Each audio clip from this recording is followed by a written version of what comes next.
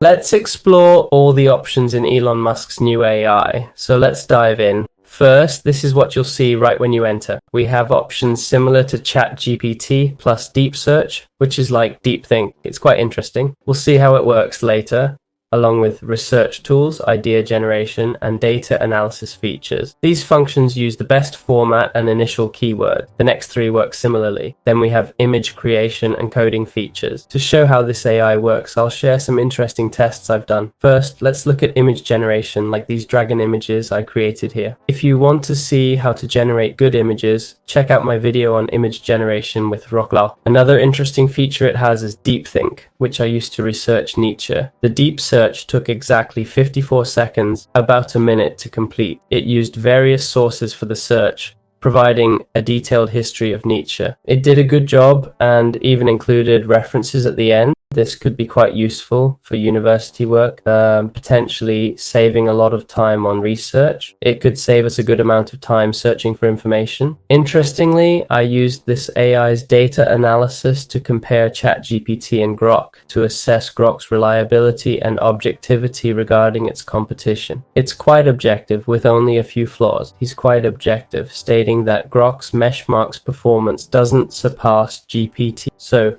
setting that aside, he made a big mistake saying it can't generate images from text, which isn't true. ChatGPT can indeed create images. Moving on to the section I enjoy most, coding.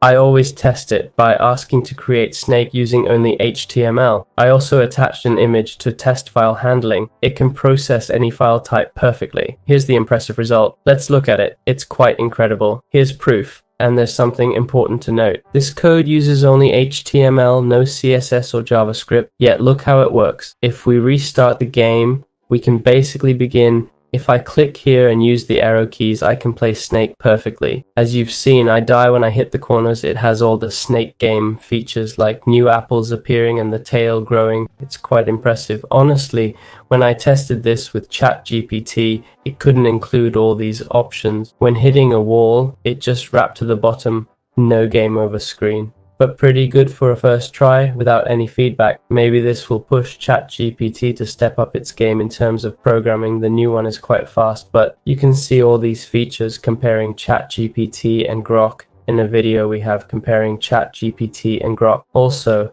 there's an option to switch to temporary chat, which basically lets you write anything you want without saving it to your history. They do use it to train the model and may keep it for 30 days, but only for security purposes. So now you know how to use this new AI that might just save your project.